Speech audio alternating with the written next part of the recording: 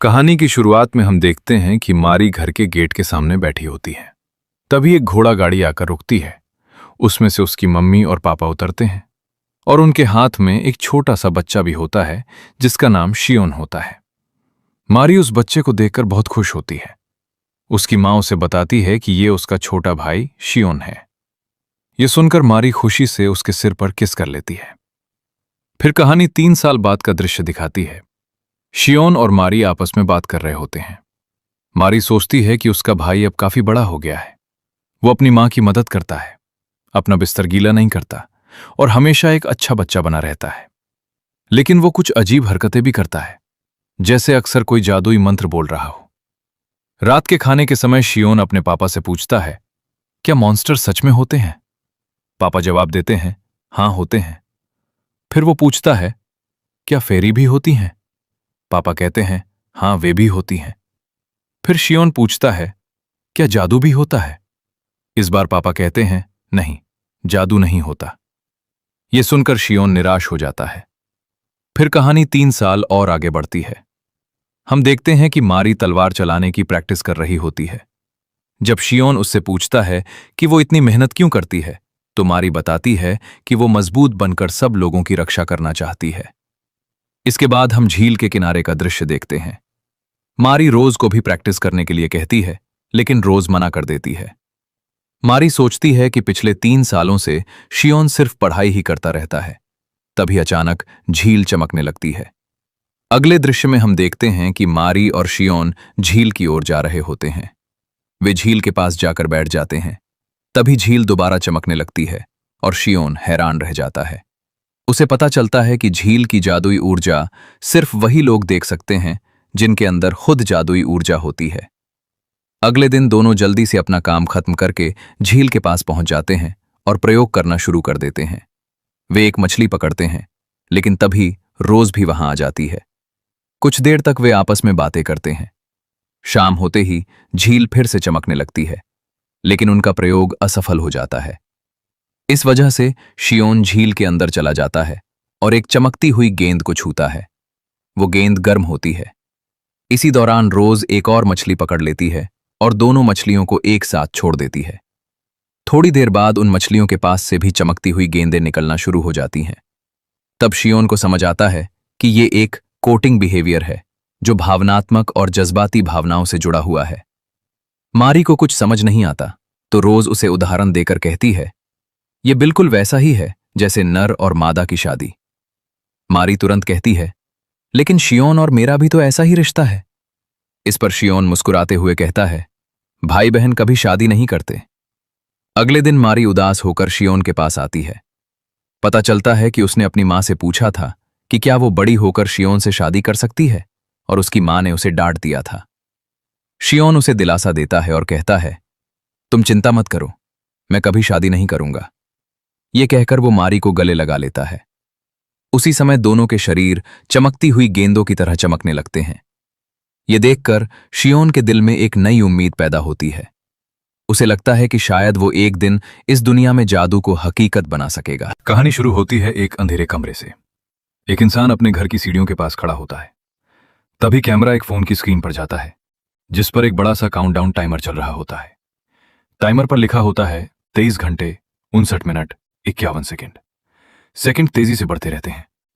यह इंसान किसी खास पल का इंतजार कर रहा होता है, शायद अपने 30वें जन्मदिन का। अचानक ये इंसान अपने किताबों से भरे कमरे में खुशी से चिल्ला उठता है। दोनों हाथ ऊपर उठा लेता है जैसे कोई बड़ी जीत मिली हो। यह इंसान उछल कूद करने लगता है। खुशी छुपाई नहीं जा रही। फिर यह इंसान जमीन पर बने एक गोल निशान वाले गलीचे पर बैठ जाता है, जैसे कोई खास रस्म पूरी कर रहा हो। यह इंसान अपनी किताबों से भरी लाइब्रेरी में कुछ ढूंढने लगता है। नीचे झुक जाता है, जमीन पर लेट जाता है और किताबों के बीच से एक नोटबुक उठा लेता है। इस इंसान के चेहरे पर खुशी और घबराहट दोनों साफ दिखते हैं, जैसे ये अपनी मेहनत का नतीजा जांच रहा हो। तभी इस इंसान के चेहरे पर अचानक झटका लगता है। आंखें फैल जाती हैं, दांत कस जाते हैं, कुछ गड़बड़ हो जाता है। कमरे में किताबें और कागज उड़ने लगते हैं, जैसे कोई बड़ी मुश्किल आ गई हो। पल भर पहले की खुशी अब गायब हो जाती है। ये इंसान अब कमरे के एक कोने में बैठ जाता है, अपने घुटनों को सीने से लगा लेता है। ये बहुत थका हुआ और अकेला दिखता है। इसके हाथ में वही नोटबुक होती है। कैमरा उस पेज पर पास से दिखाता है जिस पर इस इंसान ने बड़े जोश से लिखा होता है, मैं फिर से कोशिश करूंगा, हार नहीं मानूंगा। इस इंसान की आंख पास से दिखाई जाती है, फिर पूरी स्क्रीन सफेद हो जाती है, जैसे कोई खाली सिनेमा हॉल हो जिसमें एक परछाई खड़ी हो। तभी पुरानी यादें एक के बाद एक दिखती हैं। स्कूल के दोस्त इसके आसपास खुश होकर फोन देख रहे होते हैं। एक रात बारिश में यह इंसान छतरी लेकर अकेला चल रहा होता है। फिर ये अपनी लाइब्रेरी में किताब पढ़ रहा दिखता है। ये सारी यादें इस इंसान की जिंदगी के आखिरी पलों जैसी लगती हैं। दोबारा वही सफेद स्क्रीन आती है और इस बार उसके बाद एक छोटा सा बच्चा दिखता है जिसके बाल हल्के गुलाबी लाल रंग के होते हैं। यह है शायान, जो अब एक नई दुनिया में फिर से जन्म ले रहा है। अब हम देखते हैं छोटा शायान अपने स्टडी रूम में जमीन पर लेटकर किताब पढ़ रहा होता है। फिर इसके पापा गगन इसे गोद में उठाकर दीवार पर लगे एक नक्शे की तरफ इशारा करते हैं, जैसे कुछ समझा रहे हों।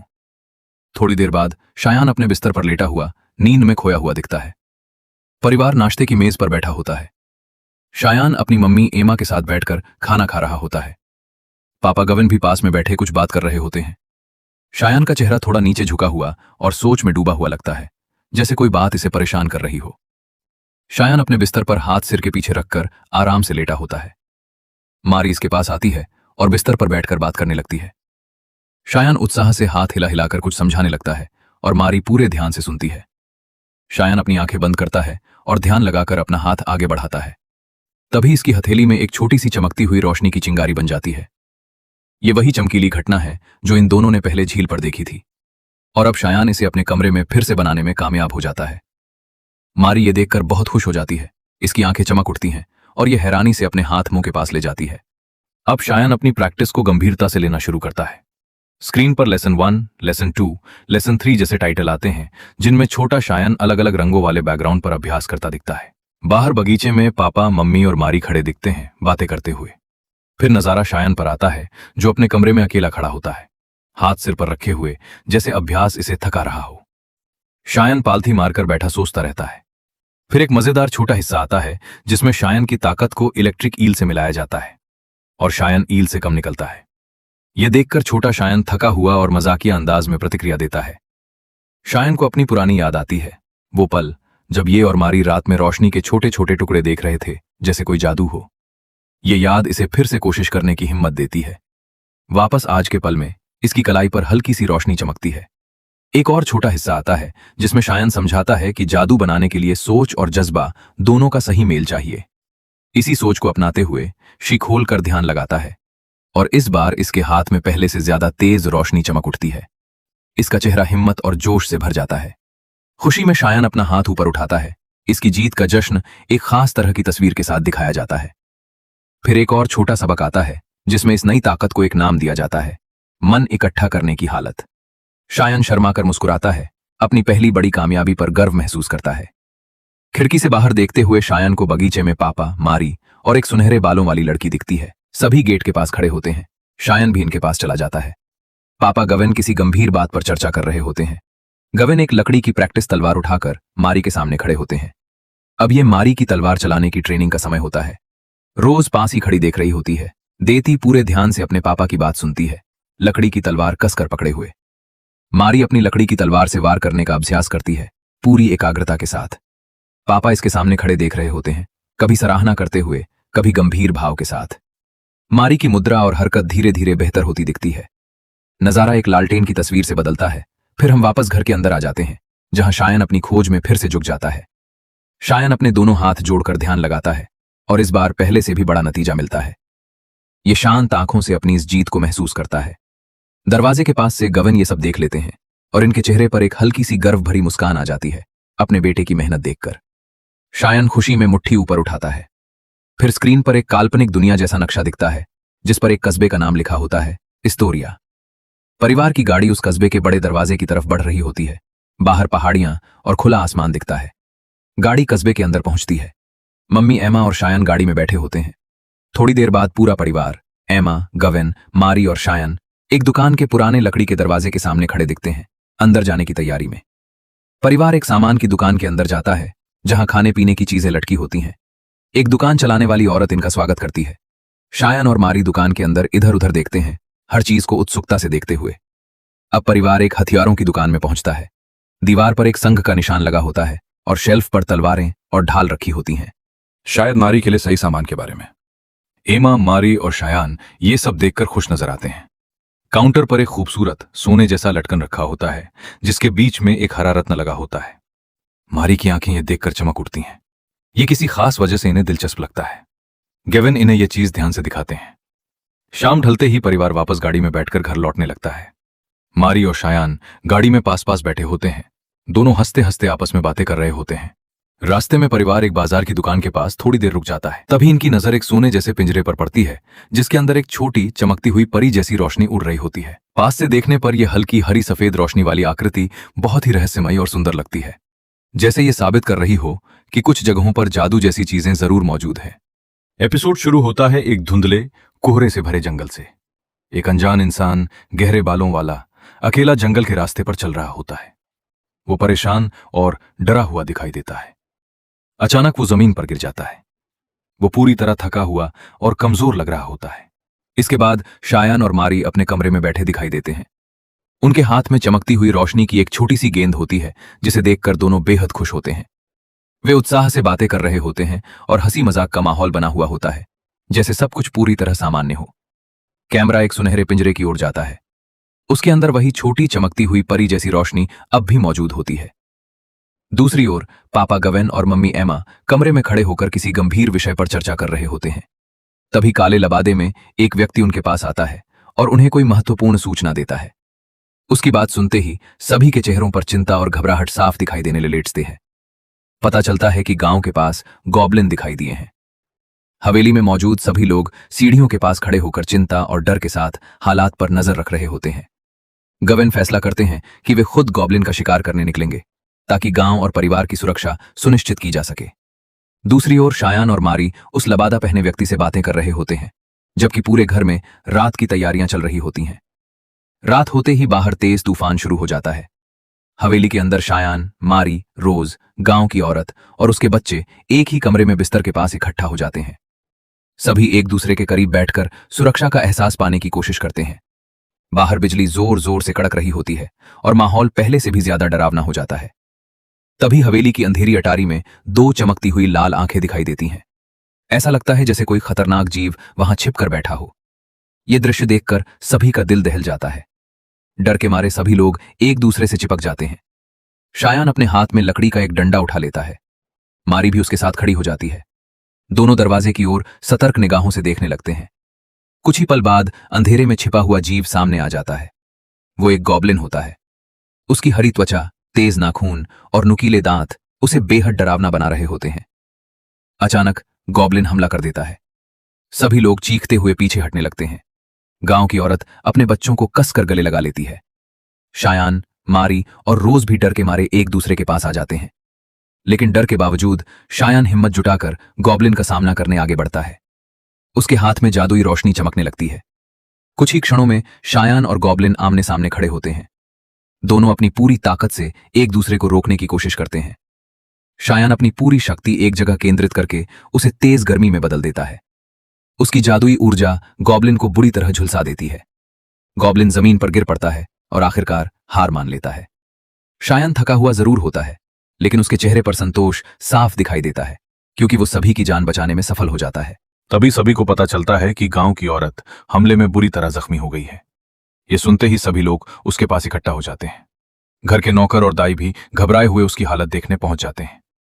कुछ ही देर बाद एक जवान आदमी और एक लड़की भी मदद के लिए हवेली में आते हैं। कमरे के फर्श पर गॉब्लिन का मरा हुआ शरीर पड़ा दिखाई देता है। सभी लोग मिलकर जख्मी औरत का प्राथमिक उपचार शुरू कर देते हैं। उसके घावों पर पट्टियां बांधी जाती हैं। कमरे में मौजूद हर व्यक्ति के चेहरे पर चिंता साफ दिखाई देती है।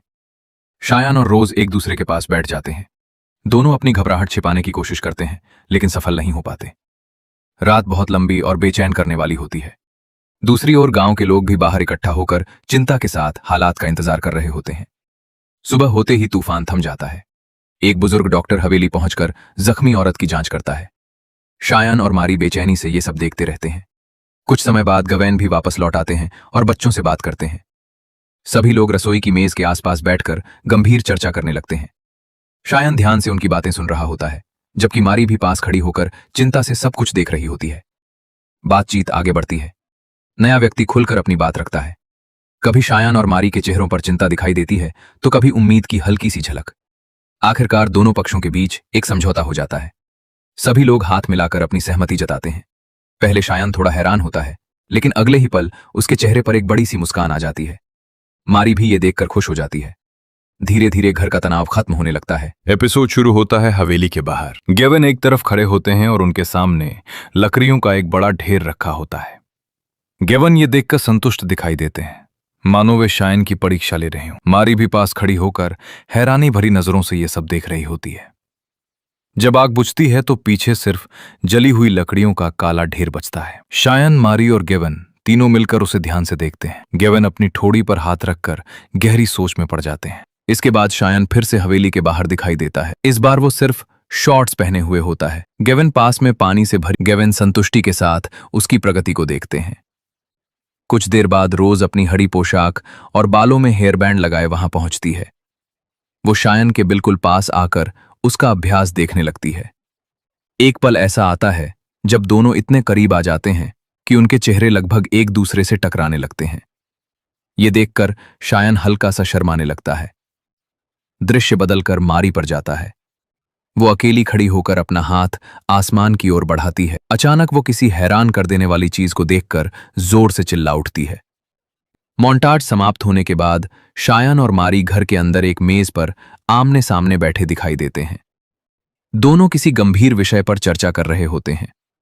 उनके चेहरों पर एकाग्रता साफ दिखाई देती है, जैसे वे किसी महत्वपूर्ण निर्णय या नई रणनीति पर विचार कर रहे हों। रोज अपने हाथ में चमकती हुई बैंगनी ऊर्जा की एक गेंद थामे होती है, जबकि मारी के हाथ में भी एक रहस्यमयी चमकती हुई वस्तु होती है। तभी अचानक एक शक्तिशाली जादुई विस्फोट होता है, जिसे देखकर तीनों हैरान रह और वो नया लड़का हवेली के मुख्य द्वार के पास खड़े होकर उत्साह के साथ बातचीत करते हैं। इसके बाद एक और छोटा सा दृश्य आता है, जिसमें शायन फ्लेयर नाम के जादू का प्रदर्शन करता है। वो अपनी हथेली से मिसालों जैसी गति वाला आग। एक गंभीर व्यक्तित्व वाला आदमी गहरे नीले रंग की औपचारिक पोशाक पहने सलीके से संवारी हुई गोटी के साथ दिखाई देता है। ये हैं ग्रेस्ट, जिनसे गवन शायन की मुलाकात करवाते हैं। ग्रेस्ट शायन को गहरी और परखती हुई नजरों से देखते हैं। इसके बाद ग्रेस्ट, गवन और शायन एक औपचारिक कमरे में बैठकर बातचीत करते हैं। ग्रेस्ट शायन से सीधे और गंभीर सवाल पूछते हैं। शायन आत्मविश्वास के साथ उनके जवाब देता है। हालांकि ग्रेस्ट के चेहरे पर न तो ज्यादा संतुष्टि दिखाई देती है और न ही असंतोष। वो केवल शायन का ध्यानपूर्वक मूल्यांकन कर रहे होते हैं। आकाश में फैल जाती हैं। ये दृश्य देखकर सभी एक पल के लिए चौंक जाते हैं। शायन भी हैरानी से आसमान की ओर देखने लगता है। इसके बाद शायन और गवेन पत्थर की दीवारों वाली एक हथियारों की दुकान में पहुंचते हैं। वहां मौजूद बड़ा सा दुकानदार, जिसके कपड़ों पर फर वाला कॉलर होता है, उनका स्वागत करता है। दुकान में चारों ओर तलवारें, ढालें और तरह तरह के हथियार सजे होते हैं। दुकानदार ये देखकर शायन की आंखें हैरानी से फैल जाती हैं। शायन उस लाइटनिंग ओर को हाथ में लेकर ध्यान से देखने लगता है कि अगर इस अयस्क का सही इस्तेमाल किया जाए तो इससे बिजली का जादू बनाया जा सकता है। ये सोचते ही उसकी आंखों में नया उत्साह और दृढ़ संकल्प दिखाई देने लगता है। दुई यात्रा में एक और बड़ी उपलब्धि हासिल कर ली होती है। इसके बाद एक छोटा सा मोन्टाज आता है, जिसमें शायन अपने तीनों जादुई तत्वों की तुलना करता है: नीली बिजली, लाल बिजली और नारंगी आग। वो उत्साह के साथ हर शक्ति की विशेषता और अंतर समझाता है। रात हो जाती है। शायन अपने कमरे में अकेला बैठा होता है। खदू को पीछे पाना बोल देती है। ये एक बहुत ही भावुक पल होता है जो दिल को छू लेता है। शायन मारी के पास आता है और इसे पीछे से कसकर गले लगा लेता है। एक देखभाल करने वाला, सुरक्षित गले मिलना। मारी रोती रहती है। शायन कुछ कहता है, शायद बोल रहा होता है कि ये अकेली नहीं है। सरयावरिया होती हैं। एपिसोड 5 की शुरुआत में हम देखते हैं कि मैरी शियन से लिपटी हुई है। दोनों भाई बहन के बीच का गहरा लगाव देखकर रोज पहले से ही परेशान नजर आ रही होती है। इसके बाद हमें पता चलता है कि पिछली शाम जब दोनों ने एक दूसरे के सामने अपनी भावनाएं जाहिर की थी, तभी से मैरी इसी तरह शियन के साथ लगी हुई है। मौजूदा समय में शियन मुस्कुराते हुए तो अच्छा रहेगा, क्योंकि अब मुझे अपना नया एक्सपेरिमेंट शुरू करना है। मैरी उदास होकर पूछती है, क्या मैं तुम्हारे काम में रुकावट बन रही हूँ? शियन जवाब देता है, नहीं, ऐसी कोई बात नहीं है, लेकिन ये एक मैजिकल एक्सपेरिमेंट है और इसमें खतरा भी हो सकता है, इसलिए थोड़ा दूर रहना ही बेहतर होगा। चलिए अब इसे शुरू करते हैं। अगले सीन में शियन अपनी ट्रेनिंग करता दिखाई देता है। अब वो गैदर्ड मैजिक अपनी ट्रेनिंग बॉल तैयार करने लगा है। हालांकि इसका मतलब ये बिल्कुल नहीं है कि उसकी मैजिकल एनर्जी बढ़ गई है। असल में उसने अपनी मैजिकल एनर्जी पर नियंत्रण पहले से कहीं ज्यादा मजबूत कर लिया है। जैसे जैसे वह मैजिक बॉल का आकार बढ़ाता है, उसकी मैजिकल एनर्जी उतनी ही पतली होती चली जाती है। यही वजह है कि अब वो आकार बढ़ाने की बजाय उसी ऊर्जा को और ज्यादा संकुचित करके छोटा करने की कोशिश करता है। इसके बाद शियन फ्लेम पिकर का इस्तेमाल करते हुए अपनी मैजिकल एनर्जी को एक ही दिशा में तेजी से छोड़ता है। इस नए आइटम का नाम उसने गैस फ्लेयर रखा है। फिर वो लाइटनिंग ओर के पास पहुंचता है और उस पर छोटी सी मैजिक बॉल छोड़ता है, लेकिन जैसे ही वह मैजिक बॉल लाइटनिंग ओर से टकराती है, वह तुरंत नष्ट हो जाती है। ऐसा इसलिए होता है क्योंकि शियन द्वारा छोड़ी गई मैजिकल एनर्जी लाइटनिंग ओर की शक्ति के मुकाबले बेहद कम थी। इन सभी चीजों पर लगातार रिसर्च करते शियन अब अपनी मैजिकल एनर्जी का आकार बदलना भी सीख चुका था। इसके बाद वह गैदर्ड मैजिक का इस्तेमाल करके अपनी मैजिकल एनर्जी को लंबा करता है और उससे लाइटनिंग और बिल्कुल उल्टा निकलता है। एक तेज प्रतिक्रिया होती है और शियन वहीं जमीन पर गिर पड़ता है। रूस और मैरी घबराकर उसके पास आती हैं। शियन, तुम ठीक तो हो? शियन उठते हुए कहता है, हाँ, मैं बिल्कुल ठीक हूं। रूस हैरानी से कहती है, तुम्हारी मैजिकल एनर्जी ने ऐसा रिएक्शन क्यों दिया? मुझे तो लगा था कि लाइटनिंग और की प्रतिक्रिया सामने की ओर होगी, लेकिन बिजली वापस तुम्हारी तरफ ही लौट आई। इसका मतलब साफ था कि जैसे ही शियन की मैजिकल एनर्जी ने लाइटनिंग ओर को छुआ, दोनों के बीच उसी ऊर्जा के जरिए एक संपर्क बन गया। उसी संपर्क के कारण लाइटनिंग सीधे शियन की ओर वापस आ गई। यह सब देखकर शियन मन ही मन सोचता है, मुझे अभी मैजिकल एनर्जी के बारे में बहुत कुछ सीखना बाकी है। अब तक मेरी रिसर्च काफी आसानी से आगे बढ़ती रही है। शायद ये दुनिया भी चाहती है कि मैं यहाँ मैजिक की नई खोज करूं। तभी वहां शियन के पिता मिस्टर ग्रास्ट के साथ पहुंचते हैं। बैठते ही उसके पिता कहते हैं, शियन, लाइटनिंग और को उठाने वाला जो आइडिया तुमने दिया है, अब ये उसी तरीके से गुफाओं से लाइटनिंग और निकालकर अपना कारोबार बढ़ाना चाहते हैं।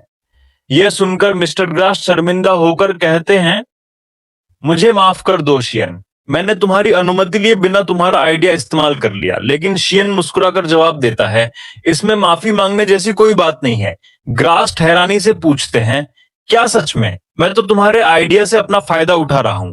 शियन कहता है, अगर उससे किसी का भला हो रहा है तो मुझे कोई परेशानी नहीं है। लेकिन तभी उसके पिता कहते हैं, मामला सिर्फ इतना ही नहीं है, बात इससे कहीं ज्यादा बड़ी है। अगले ही पल हम देखते हैं कि शियन और मैरी ऐसे कमरे में पहुंचते हैं जहां चारों तरफ लाइटनिंग और रखे हुए हैं।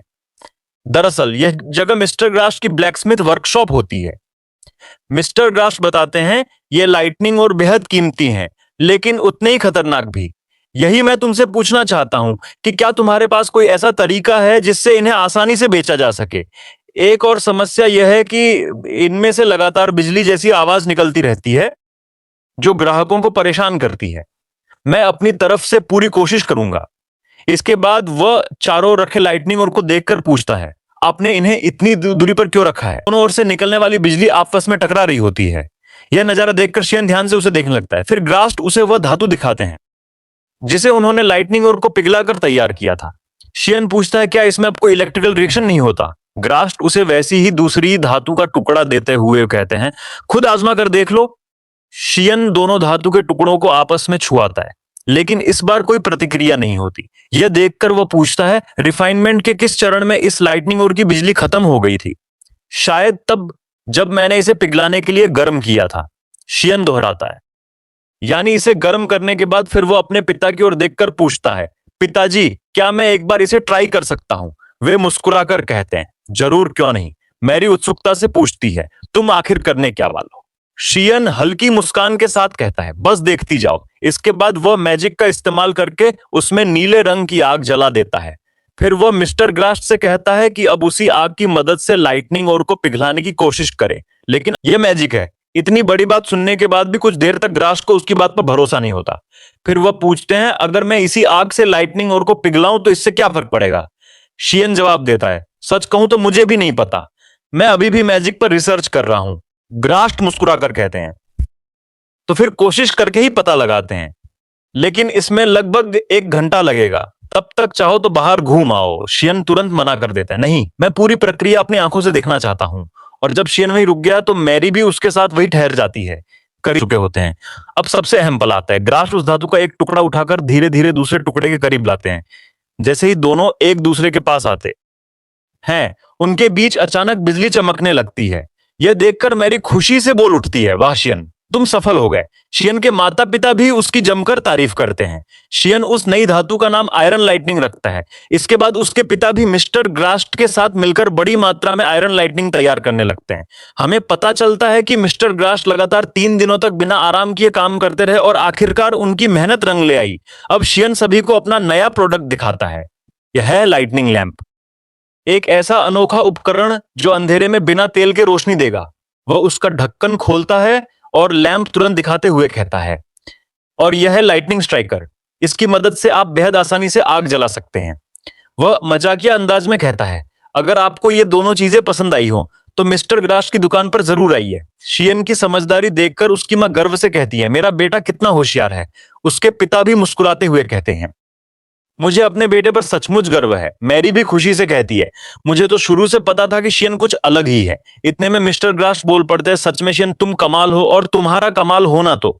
लेकिन इससे पहले कि वह अपनी बात पूरी करते, शियन के पिता तुरंत उन्हें चुप रहने का इशारा कर देते हैं। ग्रास्ट तुरंत बात संभालते हुए कहते हैं, अरे माफ करना। इसके बाद शियन की मां मुस्कुराकर कहती हैं, चलो अब काम भी पूरा हो गया है, तो क्यों न सब मिलकर लंच कर लिया जाए। लेकिन शियन के मन में एक अलग ही सवाल घूम रहा था, आखिर मिस्टर ग्रास्ट क्या कहने वाले थे। इसके बाद हम देखते हैं कि शियन का परिवार गाड़ी में बैठकर वहां से वापस रवाना हो जाता है। दूसरी तरफ मिस्टर ग्रास्ट उन्हें विदा करते हुए कहते हैं, शियन, मैं तुम्हारा हमेशा एहसानमंद रहूंगा। अगर कभी भी तुम्हें मेरी मदद की जरूरत पड़े तो बेझिझक मुझे याद करना। दरअसल लाइटनिंग स्ट्राइकर और लाइटनिंग लैंप बनाते समय शियन के मन में एक नया विचार जन्म ले चुका था। वह सोचता है, मैं लाइटनिंग और की मदद से कुछ बिल्कुल नया बनाना चाहता हूं। अगर मेरा यह आइडिया सफल हो गया तो मेरी मैजिकल ताकत पहले से कहीं ज्यादा बढ़ जाएगी। कुछ दिनों बाद हमें पता चलता है कि, है ना, दोनों हमें सिर हिलाती हैं। हालांकि मैरी के चेहरे से साफ पता चल रहा था कि उसे इस बात की ज्यादा समझ नहीं थी। इसके बाद शियन गैदर्ड मैजिक का इस्तेमाल करके एक मोमबत्ती जला देता है। फिर वो पूछता है, अब देखते हैं अगर इसे कांच से ढक दिया तो क्या यह भी सामान्य आग की तरह बुझ जाएगी। लेकिन जब वो कांच हटाता है तब भी मोमबत्ती लगातार जलती रहती है। मैरी तुरंत कहती है, देखा तुम गलत थी, क्योंकि रूस का मानना था कि ऐसा करने पर आग बुझ जाएगी। शियन समझाता है, मैजिक स्पेल में मैजिकल पावर ईंधन का काम करती है, इसलिए इसे जलते रहने के लिए ऑक्सीजन की जरूरत नहीं पड़ती। यहीं से उसके दिमाग में एक नया विचार आता है। इसके बाद वो स्ट्राइकर की मदद से गैदर्ड मैजिक का इस्तेमाल करते हुए आसमान में एक फायरबॉल छोड़ता है और मैरी से कहता है, अब अपनी मैजिकल एनर्जी की बॉल इसके ऊपर फेंको। मैरी बिल्कुल वैसा ही करती है, लेकिन जैसे ही उसकी मैजिक बॉल फायरबॉल से टकराती है, वहां एक जबरदस्त मैजिकल विस्फोट हो जाता है। शियन तुरंत दौड़कर मैरी के पास पहुंचता है। तुम ठीक तो हो? मैरी जवाब देती है, हाँ मैं बिल्कुल ठीक हूं। रूस पूछती है, क्या तुम्हें पहले से अंदाजा था कि ऐसा होगा? शियन सिर हिलाते हुए कहता है, नहीं, मुझे लगा था कि इससे फायरबॉल की ताकत बढ़ जाएगी, लेकिन यह विस्फोट उम्मीद से कहीं ज्यादा खतरनाक था। अचानक शियन के दिमाग में कई बातें एक साथ जुड़ने लगती हैं। Electrical discharge, electrical current. अगले ही पल उसे कुछ महत्वपूर्ण समझ आ जाता है। वो तुरंत लाइटनिंग और के पास भागता है और अपनी मैजिकल एनर्जी से उसे छूता है। हमेशा की तरह बिजली उसकी ओर वापस लौट आती है। अब शियन समझ चुका था कि असल सच्चाई क्या है। रूस पूछती है, लेकिन तुमने तो इसे मैजिकल एनर्जी कहा था। शियन जवाब देता है, हाँ ये मैजिकल एनर्जी है, लेकिन पूरी सच्चाई सिर्फ इतनी नहीं है। दरअसल हवा ही मैजिकल एनर्जी के साथ प्रतिक्रिया करती है। जब मैंने पहली बार यह प्रयोग किया था तभी मुझे विंड रेजिस्टेंस के संकेत मिले थे। यह खोज करते ही शियन खुशी से अजीब ढंग से हंसने लगता है। उसे देखकर मैरी और रूस मुस्कुराते हुए कहती हैं। जब भी शियन बहुत खुश ना अजीब हो जाता है, इसके बाद शियन एक नई थ्योरी बताता है। अगर अलग अलग प्रकार के मैजिक या मैजिकल एनर्जी को आपस में मिलाया जाए, पूरा ध्यान लगाकर शियन अपनी शक्ति को नियंत्रित करता है और आखिरकार पहली बार सफलतापूर्वक लाइटनिंग मैजिक छोड़ देता है। वो खुशी से भर उठता है। इस नई तकनीक का नाम वो बोल्ट रखता है। मैरी दौड़कर उसके पास आती है और कहती है, मैं तुम्हारे लिए सचमुच बहुत खुश हूं।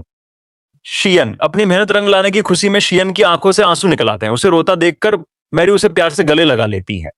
यह पल वहां मौजूद सभी लोगों के लिए बेहद भावुक और खुशी से भरा हुआ था। यहीं से शियन के जीवन का एक नया अध्याय शुरू होने वाला था। यही सोचते सोचते शियन को मैरी की वह पुरानी बात भी याद आती है, जब उसने मजाक में कहा था कि भविष्य में दोनों शादी भी कर सकते हैं। यह ख्याल आते ही शियन खुद ही शर्म से लाल हो जाता है और मैं आखिर कैसी कैसी बातें सोचने लगा हूँ। रात होने पर शियन अपने कमरे में बैठा होता है। उसके सामने एक किताब खुली। शियन समझाते हुए कहता है, हमारे पिछले हवा में मौजूद गुणों के साथ प्रतिक्रिया करती है, इसलिए मैंने सोचा कि क्या पानी के अंदर भी यह किसी चीज के साथ उसी तरह प्रतिक्रिया करेगी। मैंने हवा से संपर्क कर चुकी मैजिकल एनर्जी को पानी में इस्तेमाल किया। शायद अब मुझे इसे किसी सी दूसरे तरीके से आजमाना होगा। उसकी बातें सुनकर रोज और मैरी एक दूसरे की ओर देखने लगती हैं और हंसते हुए कहती हैं, भैया शियन और उसके मैजिक की बातें समझना हमारे बस की बात नहीं है। इसके बाद शियन इस बार अलग तरीके से गैदर्ड मैजिक का प्रयोग करता है। अचानक पानी के अंदर कुछ बुलबुले बनने लगते हैं, लेकिन वे केवल कुछ ही पल टिकते हैं। रोज और मैरी, क्योंकि अब उसे यकीन हो चुका था कि वह वाटर मैजिक भी विकसित कर सकता है। इसके बाद वह सोचता है कि वाटर मैजिक तभी संभव होगा जब वो पानी में मौजूद हवा के साथ अपनी मैजिकल एनर्जी का सही तालमेल बना पाए। इसी बात को साबित करने के लिए वह मैरी और रोज के सामने हवा में मौजूद नमी को इकट्ठा करने की कोशिश करता है, लेकिन इस बार वह सफल नहीं हो पाता। इससे उसे यकीन हो जाता है कि उसकी पिछली सोच बिल्कुल सही थी। एक करता है, कुछ ही क्षणों में उसके हाथ में बनी लाइट बॉल धीरे। मैरी तुरंत पूछती है, यह पानी की गेंद अचानक कहां से आ गई? आखिर तुमने किया क्या था? मैरी की बात सुनकर शियन मुस्कुराते हुए कहता है, मैंने अपनी मैजिकल एनर्जी का दायरा पहले से काफी बड़ा कर लिया है। इसी वजह से उस पूरे क्षेत्र में मौजूद हवा की नमी एक जगह इकट्ठी हो गई और फिर मेरी मैजिकल एनर्जी ने उसे पानी के रूप में बदल दिया। वे हल्की मुस्कान के साथ जवाब देते हैं, मुझे कुछ दिनों से शक होने लगा था। मैरी पिछले कुछ दिनों से मुझसे और तुम्हारी माँ से नजरें मिलाकर बात करने से बच रही। इसके बाद वे गंभीर होकर कहते हैं, मैंने कभी नहीं सोचा था कि तुम तीनों मुझे बताए बिना मॉन्स्टर हंटिंग करने निकल जाओगे। तभी मिस्टर ग्रास्ट बीच में बोलते, अब इन्हें इतना भी मत डांटिए। यह सुनते ही शियन के पिता मुस्कुराकर कहते हैं। इसके बाद उसके पिता कहते हैं, मैंने आसपास के कुछ खतरनाक मॉन्स्टर्स पहले ही खत्म कर दिए। अब तुम्हारी बारी है, तुम तीनों आगे बढ़ो। ये कोबोल्ड्स गोब्लिन्स जितने ताकतवर नहीं होते। पहली लड़ाई के लिए यही सबसे उपयुक्त। मेरी मुस्कुराते हुए कहती है, मेरी जान बचाने के लिए धन्यवाद है। शियन मन ही मन सोचता है, भले ही हमारा खून का रिश्ता नहीं है, लेकिन मैरी हमेशा मेरी सबसे ज्यादा चिंता नहीं है। तभी शियन के पिता उनके पास आते हैं और कहते हैं, पहली ही लड़ाई में तुम तीनों ने अब उम्मीद से कहीं बेहतर प्रदर्शन किया है। उनकी यह बात सुनकर तीनों बहुत खुश हो जाते हैं, लेकिन अगले ही पल वो कहते हैं, चलो। दूसरे की ओर हैरानी से देखने लगते हैं। कुछ समय बाद वे फिर से कई कोबोल्ड्स का सामना करते हैं। लगातार लड़ाइयां लड़ते लड़ते तीनों पूरी तरह थक चुके होते हैं। तभी मिस्टर ग्रास्ट उनकी ओर देखकर कहते हैं, सच में ये बच्चे कमाल के हैं। इन्होंने मिलकर सारे कोबोल्ड्स को खत्म कर दिया। शियन मुस्कुराकर जवाब देता है, आज हमें बहुत कुछ सीखने को मिला, साथ ही हमें अपनी कमजोरियों का भी एहसास हुआ। उसके पिता कहते हैं, अब तुम तीनों आराम करो, तब तक हम इन मॉन्स्टर्स से जरूरी सामग्री इकट्ठा कर लेते हैं। असल बात तो यह है कि जब तुम्हारे पिता किसी चीज के पीछे पड़ जाते हैं, तो फिर पूरी तरह उसी में लग जाते हैं। उन्हें भी मॉन्स्टर्स से लड़ना बहुत पसंद है। तुम दोनों की हालत देखकर साफ लग रहा है कि उन्होंने तुम्हें तुम्हारी क्षमता से कहीं ज्यादा मेहनत करवा दी। इसके बाद वह प्यार से कहती हैं, तुम दोनों जो करना चाहते हो वह कर सकते हो। परिवार के साथ समय बिताना सचमुच सबसे बड़ी खुशी है।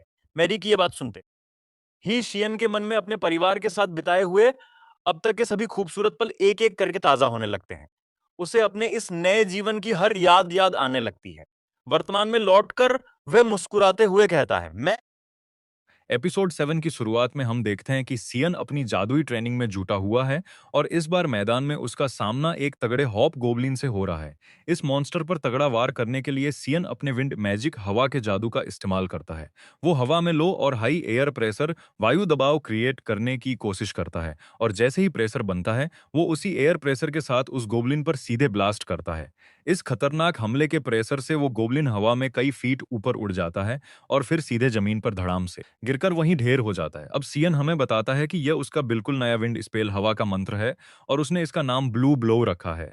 बस इस स्पेल की एक ही खराबी है कि इसे लड़ाई के वक्त एक्टिवेट करने में काफी ज्यादा टाइम लग जाता है। तभी वहां पर रोज और मैरी दौड़ती हुई आ जाती हैं और फिर हमें पता चलता है कि इन तीनों बच्चों को अपनी मॉन्स्टर हंटिंग ट्रेनिंग करते हुए पूरे 2 साल गुजर चुके हैं। रोज और मैरी दोनों अब 12 साल की हो चुकी हैं और हमारा छोटा सियन भी अब 10 साल का हो चुका है। तभी मैरी एक्साइटमेंट में शियन को गले लगा लेती है और चहकते हुए कहती है, शिन, मैंने भी आज अकेले 20 गोबलिन्स को मार गिराया है। शियन मुस्कुराकर कहता है, आप सच में कमाल के हो दीदी।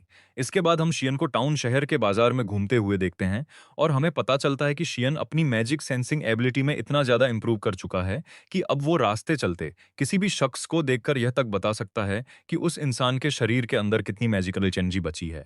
पर पूरे टाउन में सभी लोगों को स्कैन करने के बाद उसे समझ आता है कि रोज और ज्यादा मैजिकल एनर्जी यहाँ किसी भी दूसरे इंसान के अंदर नहीं है। साथ ही हमें यह भी पता चलता है कि एडवेंचरर्स गिल्ड में मॉन्स्टर्स को मारने के मिशंस दिन ब दिन बहुत तेजी से बढ़ते जा रही हैं और शियन चलते हुए यह नोटिस करता है कि मॉन्स्टर्स के डर से सड़कों पर बेघर और गरीब लोगों की तादाद भी बढ़ती जा रही है। फिर अगले सीन में ये तीनों बच्चे लोहार ग्रास्ट की दुकान में आते हैं और यहाँ ग्रास्ट शियन को एक सरप्राइज देते हुए बताता है कि वो शियन के लिए खास दुई दस्ताने ग्लव्स बना चुका है। इन दस्तानों को देखकर सियन की खुशी का ठिकाना नहीं रहता और वो ग्रास्ट को थैंक यू कहता है। ग्रास्ट भी उसकी पीठ थपथपाकर कहता है, तुम्हारी मैजिकल एनर्जी दिन ब दिन बहुत सॉलिड तरीके से बढ़ रही है सियन। मेरे और तुम्हारे पिता के तुम तीनों के साथ जंगल न होने पर भी तुम तीनों बच्चे सारे खतरनाक मिशंस बड़ी ही आसानी से संभाल लेते हो। मैरी गर्व से कहती है, ग्रास्ट अंकल, हम तीनों जल्द ही गिल्ड में सिल्वर रैंक तक पहुंच जाएंगे। यह सुनकर ग्रास्ट हैरान हो जाता है और कहता है, तुम तीनों की जितनी छोटी उम्र में आज तक पूरी हिस्ट्री में कोई भी हंटर सिल्वर रैंक तक नहीं पहुंच पाया है।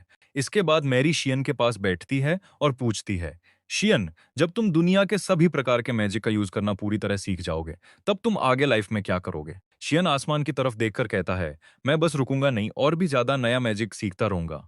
मैरी मुस्कुराकर कहती है, अगर तुम अपना दिमाग ना लगाते शियन तो यह मैजिक लालटेन कभी इन्वेंट ही नहीं हो पाती। साथ ही तुमने उस रात हम सबको गोबलिन्स के खूनी हमले से भी बचाया था। अगर उस रात तुम ना होते तो ना जाने हमारा क्या हाल होता। तुम्हारा यह जो मैजिक है ना शियन, वो बहुत ज्यादा अमेजिंग और पावरफुल है। शायद तुम आगे जाकर इसका इस्तेमाल दुनिया की और भी कई बड़ी जगहों पर कर पाओगे।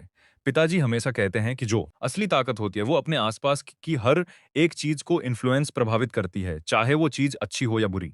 और मुझे तुम पर पूरा भरोसा है शियन कि तुम अपने इस मैजिक के जरिए आगे जा कुछ बहुत ही बड़ा और नेक काम करोगे। अगले सीन में हम शियन को मैदान में उसके पिता के साथ लाइव ट्रेनिंग करता हुआ देखते हैं।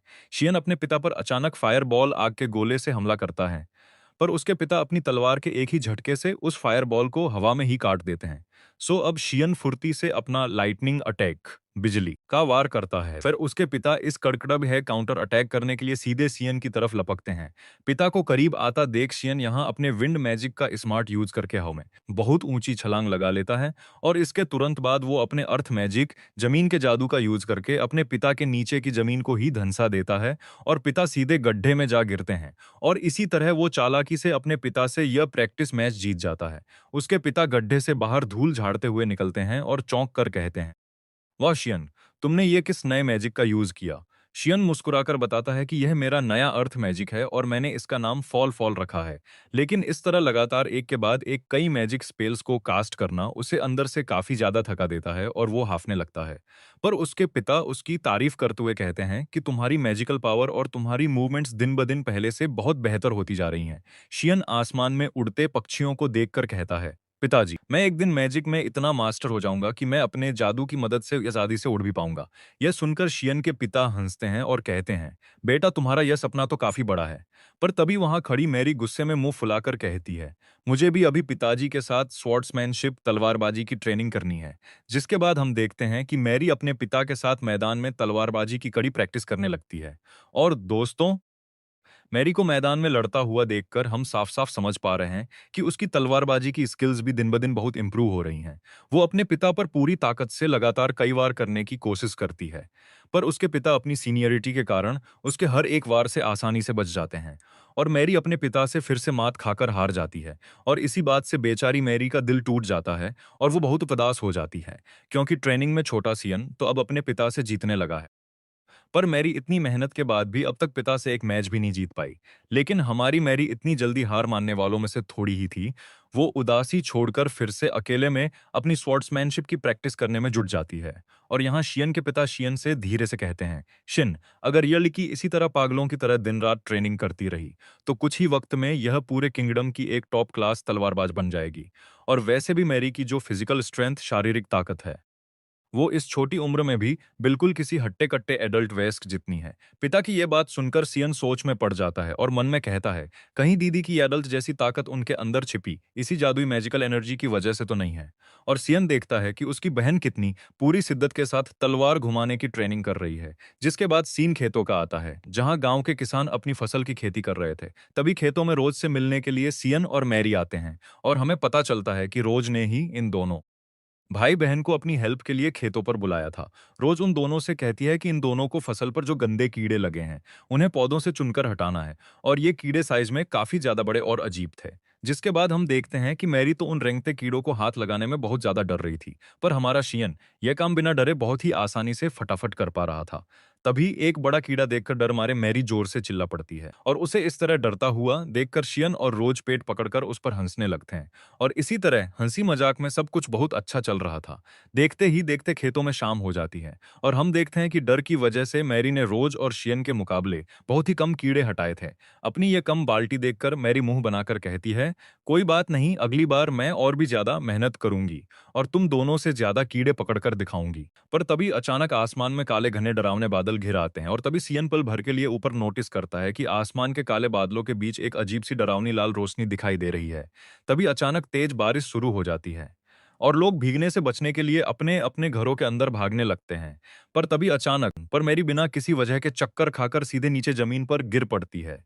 सियन अपनी दीदी को गिरता देख तुरंत भागकर मैरी के पास आता है और वो उसे हिलाकर जगाने की पूरी कोशिश करता है। पर मैरी यहां पूरी तरह बेहोश हो चुकी थी। शियन और रोज ने मिलकर मैरी को घर के अंदर बिस्तर पर लेटा दिया है। शियन घबराकर कहता है, अचानक बैठे बैठे दीदी को क्या हो गया रोज। तभी वहां इन दोनों के माता पिता भी भागते हुए आ जाते हैं। यो दोनों सीधे मैरी के बेड के पास आते हैं और मैरी की यो बेजान हालत देखकर उसकी मां का रो रोकर बुरा हाल हो जाता है।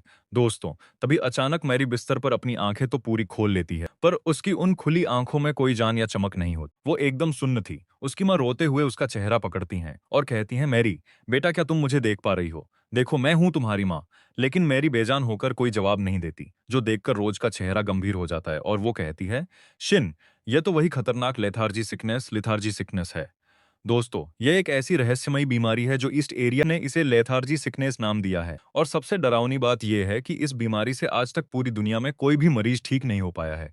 यहाँ तक कि बड़े बड़े हकीमों को यह तक नहीं पता कि यह बीमारी आखिर होती कैसे है। यह भयानक बात सुनते ही मैरी की मां मैरी को छाती से चिपकाकर फूट फूट कर रोने लगती हैं। सो मैरी की यह कंडीशन देखकर उसके पिता फैसला लेते हैं और कहते हैं, हमें बिना एक सेकंड गंवाए मैरी का इलाज शहर के किसी बड़े से डॉक्टर से करवाना होगा। इसीलिए मैं मैरी को अभी इसी वक्त टाउन लेकर जाता हूँ। सो शियन आगे बढ़ता है और कहता है, पिताजी, मैं भी इस तूफानी रात में आपके साथ शहर चलूंगा। उसके पिता उसे रोकते हुए कहते हैं, बेटा, इस वक्त बाहर आधी रात का अंधेरा है और तूफान आ रहा है। ऐसे मौसम में मॉन्स्टर्स चारों ओर सड़कों पर फैले हुए होंगे। तेरा जाना सेफ नहीं है। यह सुनकर शियन अपनी तलवार पकड़ता है और सीरियस होकर कहता है, पिताजी, इसीलिए तो मैं आपके साथ चलना चाहता हूँ, क्योंकि अगर मॉन्स्टर्स ने इन खराब हालातों में रास्ते में हम पर हमला कर दिया तो आप अकेले बग्गी संभालते हुए दीदी की हिफाजत नहीं कर पाएंगे।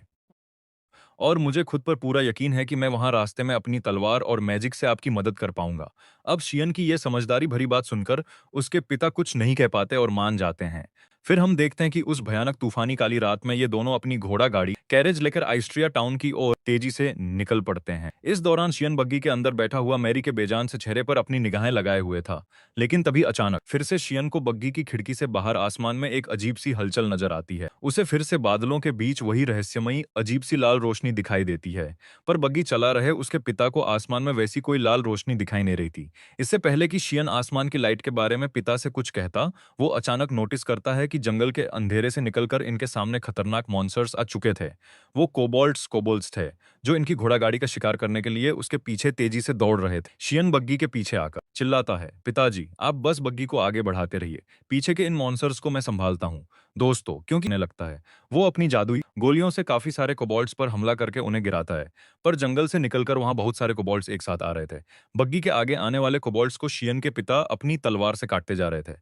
अब शियन को भी कुछ समझ नहीं आता कि वो अकेले इस बारिश में इतने सारे मॉन्स्टर्स का सामना आखिर कैसे करेगा। पर तभी अचानक मैदान पर कुछ अजीब होता है।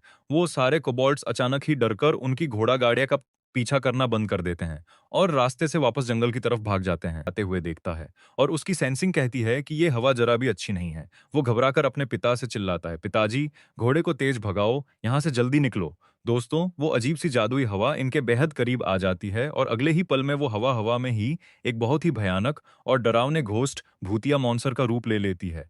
और अब वो अजीब सा घोस्ट मॉन्स्टर उड़ता हुआ सीधे इनकी घोड़ा गाड़ी के करीब आने लगता है। उसे इतना करीब देखकर शियन बुरी तरह डर जाता है। पर दोस्तों, फिर से यहाँ शियन के पिता को सामने शियन बिना वक्त गंवाए तुरंत उस दोबारा अपने वाटर स्पेल एक्वा से अटैक करता है। पर उसका वो पानी का हमला उस घोस्ट के शरीर के आर पार हवा की तरह निकल जाता है। यानी कि यह घोस्ट कोई फिजिकल ठोस फॉर्म में नहीं था। और इसके बाद वो क्रिएचर गुस्सा होकर सीधे शियन की ओर अपना जादुई हाथ बढ़ाने लगता है। शियन का दम घुटने लगता है और उसे लगता है कि आज वो इस भूत के हाथों मरने वाला है। पर तभी एन वक्त पर उसे याद आता है कि बचपन में किस तरह उसने अपनी प्योर मैजिकल एनर्जी को हाथ में फोकस करके उस गोब्लिन पर यूज किया था। बिल्कुल उसी थ्योरी को याद करके शियन अपनी पूरी मैजिकल एनर्जी को अपनी हथेली में कलेक्ट करता है और सीधे आगे बढ़कर उस क्रिएचर को टच स्पर्श करता है। मैजिक के टच होते ही उस क्रिएचर का वो हाथ आधा जलकर कोयला हो जाता है और वो दर्द से चीखता है। पर शियन के पिता को अभी भी कुछ समझ नहीं आ रहा था कि बग्गी के पीछे अकेले शियन के साथ यहाँ हो क्या रहा है। जिसके बाद वो घायल क्रिएचर शियन के पिता पर हमला करने के लिए घोड़ा गाड़ी के आगे की तरफ उड़ने लगता है। पूरी मैजिकल एनर्जी से उसके सिर पर सीधा अटैक करता है। इससे उस क्रिएचर को बहुत ज्यादा तकलीफ होती है और वो अचानक ही चीखकर वहां हवा में गायब नष्ट हो जाता है। क्रिएचर के मरते ही शियन हवा से सीधे नीचे गिरने लगता है और उसके पिता फुर्ती से हाथ बढ़ाकर उसे हवा में ही पकड़ लेते हैं।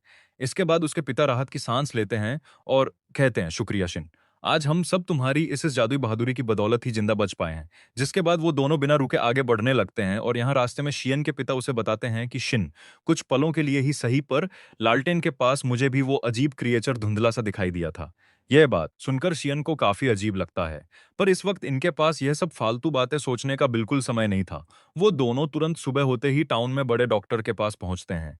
पर दोस्तों, जैसे ही वो क्लिनिक के अंदर जाते हैं, वो देखते हैं कि वहां अस्पताल में पहले से ही मैरी की तरह बहुत सारे मरीजों की लाइन लगी हुई थी, जिन्हें यही कठपुतली वाली बीमारी हुई थी। शियन रोते हुए रिसेप्शन पर खड़े लड़के से कहता है, प्लीज मेरी बहन को बहुत गंभीर बीमारी हुई है, डॉक्टर को बोलकर इसे अभी चेक करवा लीजिए।